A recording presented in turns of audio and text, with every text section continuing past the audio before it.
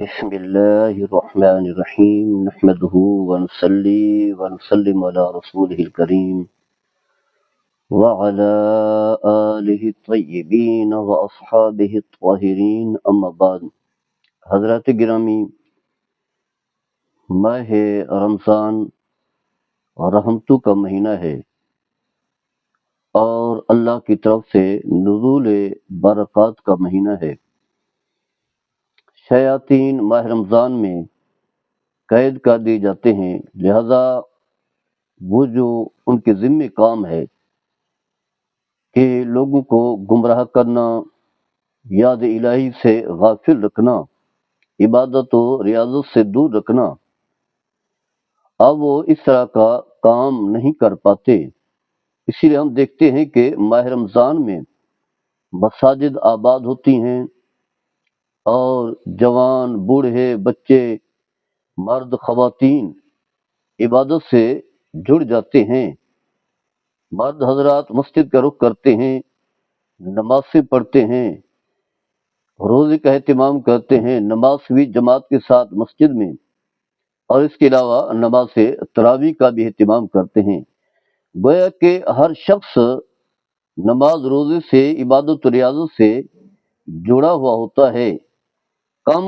بدبخت لوگ ہیں جو اس عبادت سے، یاد الہی سے اور ماہ رمضان کے احترام سے محروم رہتے ہیں۔ اللہ تبارک و تعالیٰ نے ماہ رمضان کی وجہ سے جو ہے عبادت کا موقع دیا ہے۔ نماز تو ویسے ہی فرض ہے اور روزہ بھی فرض ہے،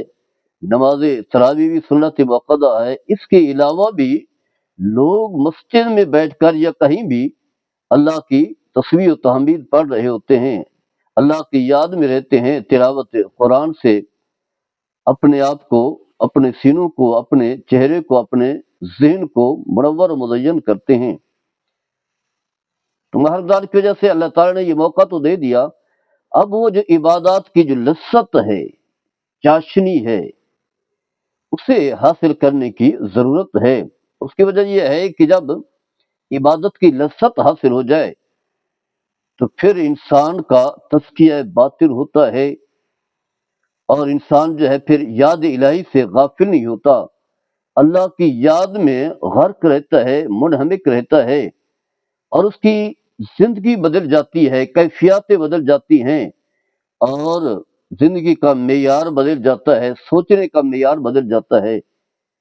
اس کی وجہ یہ ہے کہ عبادت کی لذت نے اس کے اندر ایک ایسا ذوق، حلاوت پیدا کر دی کہ دل بھی منور ہو گیا، ذہن بھی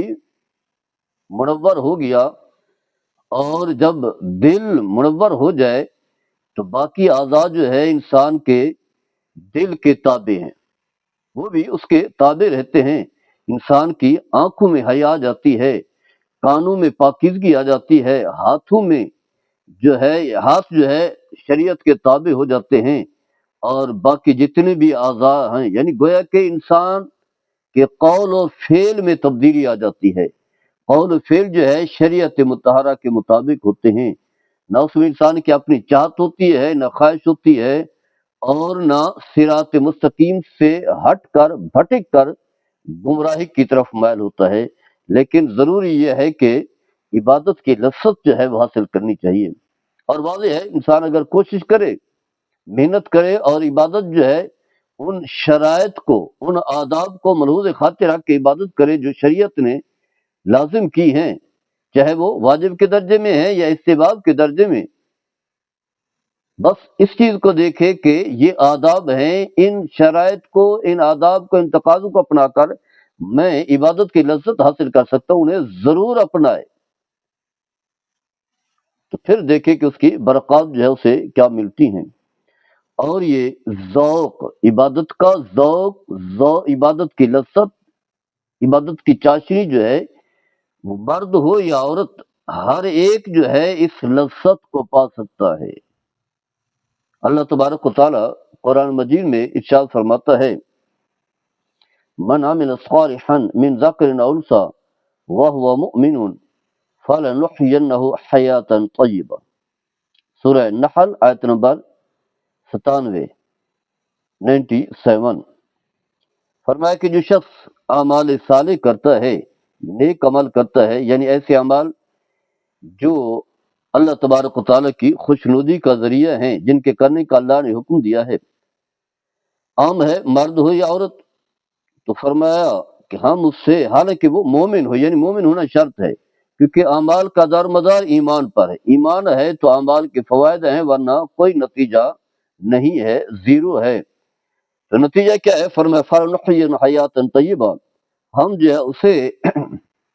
طیبہ پاکیزہ زندگی عطا فرمائیں گے۔ ابن کثیر اپنی کتاب میں، جو تفسیر ابن کثیر ہے، قرآن کی بڑی بہترین تفسیر ہے، اس میں لکھتے ہیں، علامہ دہاق کے حوالے سے، تابعی رسول ہیں، فرماتے ہیں اس کا معنی یہ ہے کہ طاعت کے ساتھ عمل اور انشراح صدر، یعنی جو ہے انسان کا سینہ جو ہے وہ کھل جاتا ہے۔ اور پھر دیگر اثرات فرماتے ہیں، گویا کہ اس کا معنی یہ ہے لَنَرْزُقَنَّهُ عبادتاً یجد حلاوتہ فی قلبہ، اللہ تعالیٰ فرماتا ہے کہ جو شخص اعمال صالح کرتا ہے، مومن ہے، مرد ہو یا عورت، تو ہم جو ہے اسے ایسی عبادت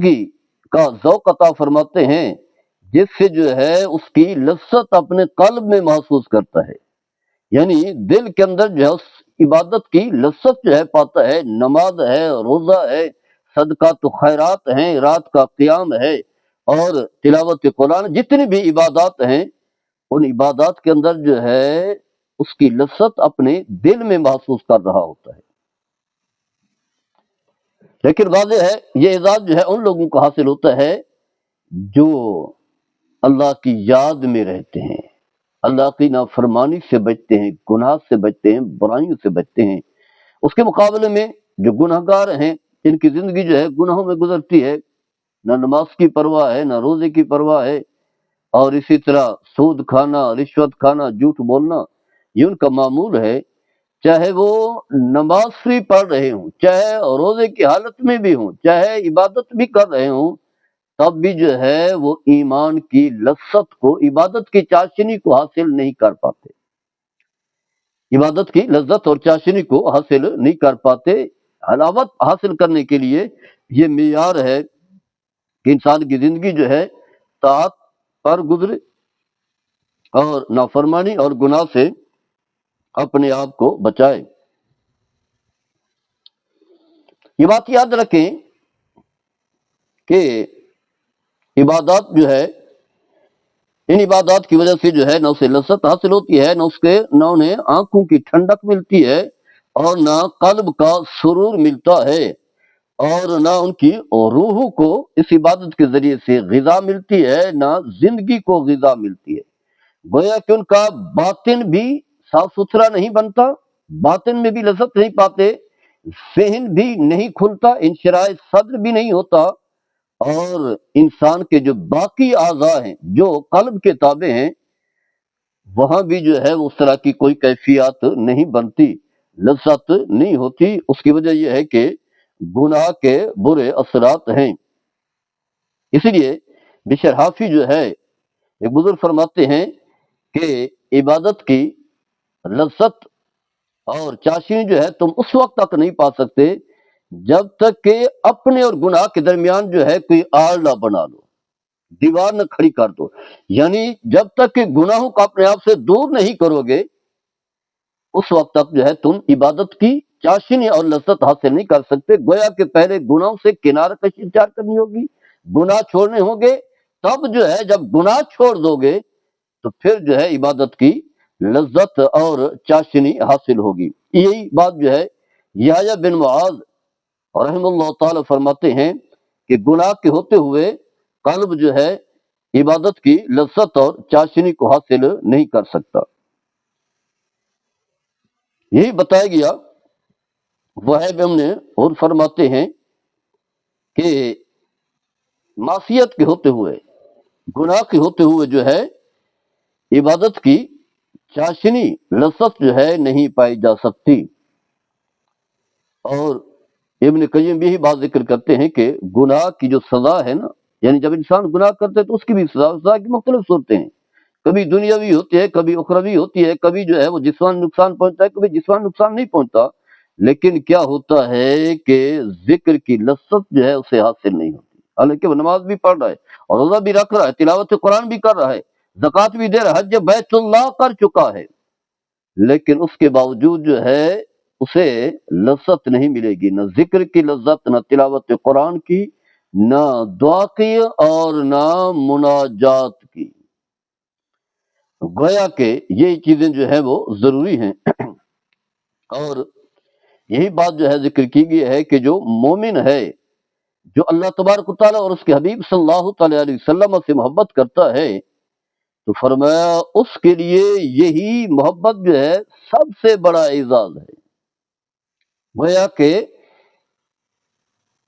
اس کی برکات یہ ملتی ہیں، اس سے عبادت کی لذت یہ ملتی ہے کہ اللہ اس کے رسول کے مقابلے میں پھر کسی اور چیز کی اہمیت نہیں ہوتی، نہ دولت کی، نہ مال کی، اور نہ عہدوں کی، نہ رشتوں کی، جیسا کہ اللہ نے قرآن میں بھی فرمایا۔ اور پھر ایسے شخص جو ہے اگر کسی وجہ سے گناہ ہو جائے تو فوری طور پر گناہ کرتے ہوئے ڈر جاتا ہے، اس کے دل میں خوف خدا آ جاتا ہے، اللہ سے جو ہے وہ ڈرتا ہے، اور محبت تام جو ہے پاتا ہے، اور اسی طرح اپنے دل میں جو ہے خوف حاصل کرتا ہے، اور ایسا کوئی کام نہیں کرتا جو اللہ تبارک و تعالیٰ کی ناراضگی اور اس کے حبیب صلی اللہ تعالی علیہ وسلم کی ناراضگی کا باعث اور ذریعہ بن گیا۔ کہ لذت کا یہ بھی ایک طریقہ ہے کہ جب انسان نیکی کرے اور گناہ سے بچ رہا ہو، گناہ سے دوری اختیار کر رہا ہو، تو فرماتے ہیں یہ بھی ایک ذریعہ ہے عبادت کی لذت اور چاشنی کا۔ تو انہوں نے یہ بات بھی ذکر کی ہے کہ گناہ کو چھوڑنے کے جو فوائد ہیں ان میں سے ایک فائدہ یہ بھی ہے کہ طاعت کی، عبادت کی حلاوت حاصل ہوتی ہے، ایمان کی حلاوت حاصل ہوتی ہے، اور پھر فرمایا کہ ان حالات میں انسان جو ہے دنیا کی محبت سے غافل ہو جاتا ہے اور اللہ کی یاد میں مشغول ہو جاتا ہے، دنیا بھول چکا ہوتا ہے، دنیا اتنا حاصل کرتا ہے جتنا اس کی ضرورت و حاجت ہو، اور آخرت کے لیے جو ہے اس کی فکر بڑھتی چلی جاتی ہے، آخر کا متلاشی رہتا ہے، اور موت کو یاد رکھتا ہے، موت کی تیاری میں لگ جاتا ہے اور دیگر۔ تو الغرض، اور پھر قرآن میں بھی اللہ تعالیٰ نے یہ فرمایا هل يستوي الذين يعلمون والذين لا يعلمون، مطلب یہ ہے کہ جو شخص جو ہے اللہ کی عبادت کرتا ہے اور ایک ذوق کے ساتھ، لگن کے ساتھ، جذبے کے ساتھ، اور پھر اس کے ذریعے سے، بصیرت کے ذریعے سے جو ہے عبادت کی لذت حاصل کرتا ہے، علاوت عظیمہ پاتا ہے، فرماتے ہیں کیا وہ اس شخص جیسا ہو سکتا ہے جو اللہ کی عبادت جو ہے بس ایسے ہی آ گیا، بس نماز پڑھ لی، بس اس کے بعد جو ہے ایک معمول بنا لیتا ہے، یا باقی تلاوت قرآن بھی معمول ہے، یعنی ایک ذوق سے، جذبے سے، شوق سے، جنون سے عبادت نہیں کرتا، تو فرمائی دونوں برابر نہیں ہو سکتے۔ ایک وہ ہے جو بڑی خشوع اور خضوع کے ساتھ جو ہے جب نماز میں کھڑا ہوتا ہے تو اس کی کیفیت ہی بدل جاتی ہے، جو ہی وہ اللہ اکبر کہتا ہے تو اس کی کیفیت بدل جاتی ہے۔ اسی طرح دیگر اعمال کرتا ہے اور روزہ رکھتا ہے تو روزہ جو ہے اس لیے نہیں رکھتا کہ بس یہی ہے کہ لوگ مجھے روزے دار کہیں، یا ویسی ایک فرض ہے معمول سمجھ کر، بلکہ روزہ جب رکھتا ہے تو جس طرح ظاہری طور پر اپنے آپ کو کھانے پینے سے بچاتا ہے، کیونکہ واضح ہے یہ حکم ہے ورنہ روزہ باطل ہو جائے گا، اس کے علاوہ جو ہے اپنے باطن کو بھی ان چیزوں سے بچاتا ہے جو حرام ہیں، جو گناہ کا ذریعہ ہیں، جو اللہ کی یاد سے غافل کرنے والے ہیں۔ گویا کہ ظاہری اعضاء کو بھی برائیوں سے بچاتا ہے، اور جو اعضاء کا مرکز ہے قلب اسے بھی برائیوں سے بچاتا ہے، تو واضح ہے وہ اس جیسا نہیں ہو سکتا جو ایک معمول کا روزہ رکھتا ہے۔ تو الغرض ماہ رمضان آ چکا ہے، اللہ نے آپ کو عبادت کی توفیق دی، عبادت کرتے وقت ایک ذہن بنائیں، تصور بنائیں، خیال رکھیں، وہ خیال جو ہے وہ یہی ہے کہ نماز پڑھ رہے ہوں تو یہی تصور کریں میں اللہ کی بارگاہ میں ہوں، اور روزہ رکھ رہے ہوں تو یہی کہ روزے کی بدولت جو ہے میں نے تمام جسم کو، تمام اعضاء کو، چاہے وہ ظاہری ہیں یا باطنی ہیں، اللہ کے حکم کے تابع کرنا ہے، محرمات سے بچانا ہے، جس طرح ظاہری طور پر کھانے پینے سے اپنے آپ کو بچا رہا ہوں، اللہ کا حکم ہے اسی طرح جن کاموں سے اللہ نے منع کیا ہے ان سے بھی باز رہنا ہے۔ واضح ہے کہ کیفیات بدلے گی، چاشنی اور لذت حاصل ہوگی۔ اللہ تعالی ہم سب کو ماہ رمضان کی برکات حاصل کرنے کی توفیق عطا فرمائے۔ وما علینا البلاغ۔